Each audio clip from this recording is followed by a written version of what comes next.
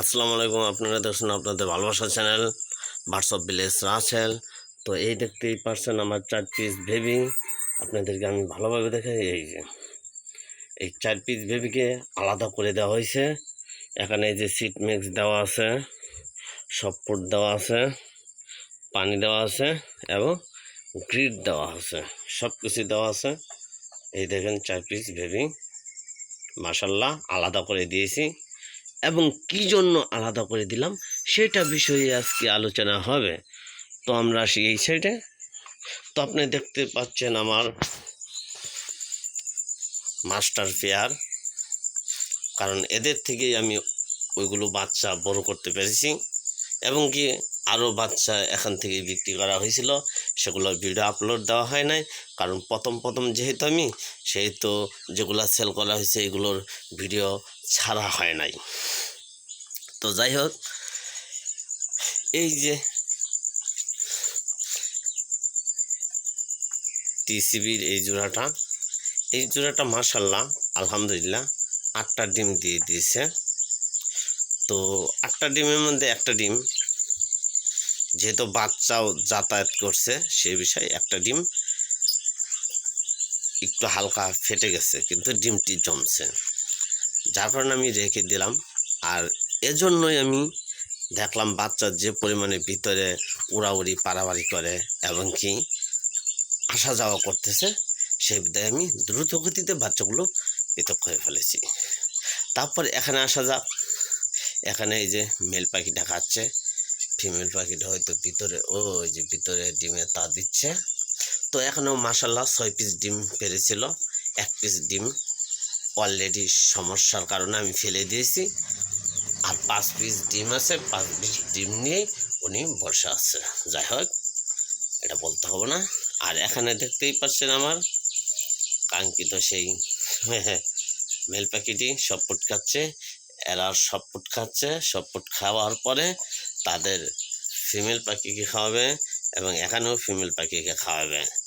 যার দরুন আমি আপনাদেরকে ডাইরেক্ট বলতেছি যে আমার বেবি ফোটা শুরু হয়েছিল 22 তারিখে, 22 সাইড, ঠিক আছে। তো 5 মানে 22/5-এ 1 মাস ফুল হয়েছে, আর 22 তারিখে ফুল 1 মাস হয়েছে। তারপরে 22 থেকে 30 8 দিন, আর আজকে 13 দিন। এই হয়েছিল আপনার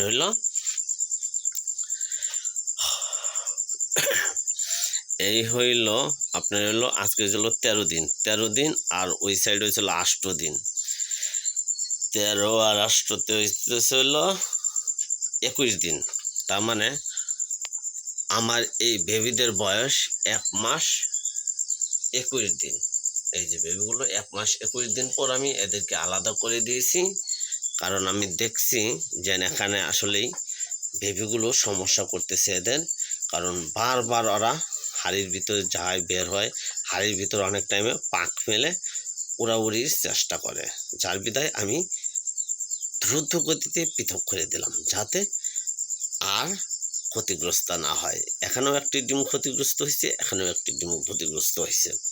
তারপরেও আমি বেবিগুলো যখন দেখলাম না এরা নিজেরা খেতে পারে, তখনই আমি এদেরকে আসলে পৃথক করে দিয়েছি, ঠিক আছে।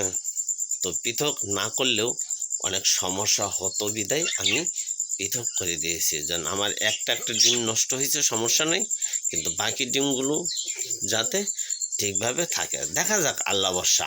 কারণ সবসময় তো আর একরকম ব্রিড পাওয়া যাবে না, কারণ লাভ লস সব কিছুই আছে। একটা জিনিস পালতে গেলে সেখানে লাভ লস থাকতে পারে, আবার অনেক টাইমে দেখা গেছে লস গেলেও কিছু করার নেই।